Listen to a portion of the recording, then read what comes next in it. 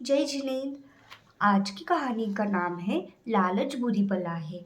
एक रामलाल नाम का सेठ था। वह हीरो का व्यापारी था। उसके पास बहुत सारी धन संपदा थी, परंतु फिर भी वह बहुत कंजूस था।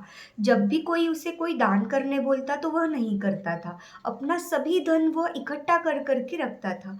उसे हर कोई समझाता था कि इसमें से तो हम कुछ भी नहीं लेके जा सकते, तो तुम उसे दान क्यों नहीं करते।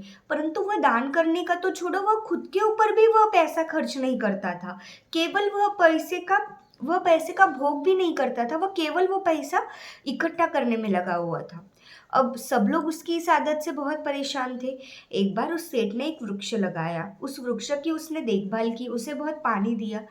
धीरे धीरे समय बीतता गया और वह वृक्ष बहुत बड़ा हो गया।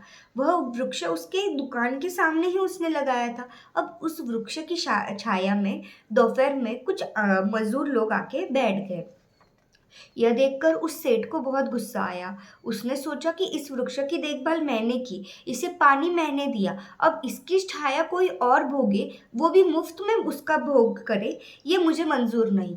वो उन मजदूरों के पास गया और उनसे बोला कि आप इस छाया का भोग मुफ्त में नहीं कर सकते। इस वृक्ष को मैंने बड़ा किया है, इसे पानी मैंने दिया है, तो वह छाया भी मेरी हुई। तो उसमें से एक जो मजदूर था वो बहुत चालाक था। उसने कहा ठीक है, आप इस वृक्ष की छाया को मुझे बेच दीजिए। अब जो सेठ था वह तो वैसे भी बहुत कंजूस और लोभी था, तो उसने कहा ठीक है, मैं 5 रुपए में ये छाया तुम्हें बेच देता हूँ। अब उसने वो छाया 5 रुपए में बेच दी। अब जिस मजदूर ने वो छाया खरीदी थी, वो वहाँ पे आके ताश आदि खेलने लगा, जुआ करने लगा, उसके सारे लोग वहाँ पे आने लगे। अब 12 बजे तक तो ठीक था, जब छाया उस सेठ के दुकान के बाहर थी। लेकिन दोपहर में 12 बजे के बाद जब वो छाया सेठ के दुकान के अंदर आने लगी, तब वह मजदूर सब लोग सेठ की दुकान के अंदर आकर ताश खेलने लगे। अब ये देखकर सेठ को बहुत गुस्सा आया। उसने सोचा इस तरह अगर मेरी दुकान में कोई जुआ खेलेगा तो मेरा व्यापार तो बंद हो जाएगा। अब वो न्यायाधीश के पास गए। न्यायाधीश से कहा कि मैंने इसे छाया तो बेची थी, परंतु अब ये मुझे ही परेशान करने लगा।